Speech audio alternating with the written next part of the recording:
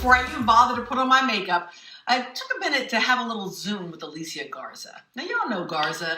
She's the principal of the Black Futures Lab and author of the extremely necessary new book, The Purpose of Power: How We Come Together When Things Fall Apart. And I asked her what her call to action is for this moment. She urged all of us to stay in the fight. Well, there's a few things we have to be mindful of.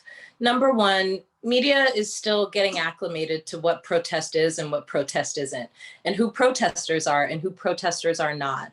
And unfortunately, what that means is that there's going to be all kinds of stories that are out there about looting and rioting and violence, when actually there's not enough effort spent on talking about who is behind any of those activities.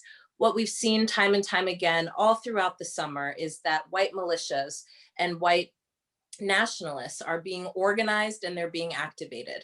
In Minneapolis, we saw that there were white nationalists who blended into protests and tried to create chaos inside of protests. We saw a guy named the Umbrella Man, right, who was taking an umbrella and smashing windows along a business corridor.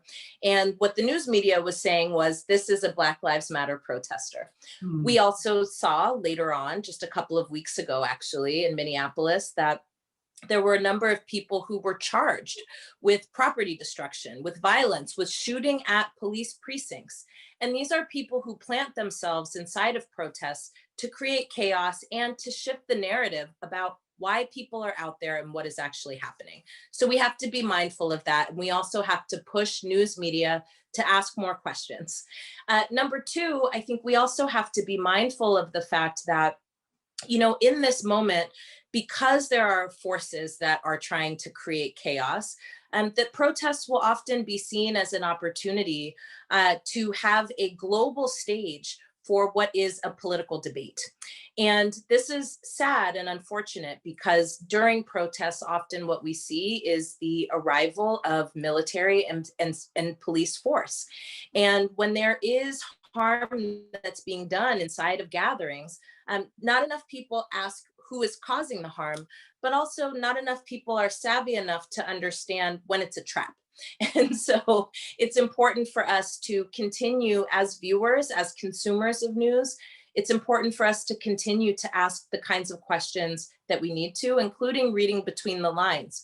Who are the people who are gathering? What are they there gathering for? And what is the agenda that they're trying to move?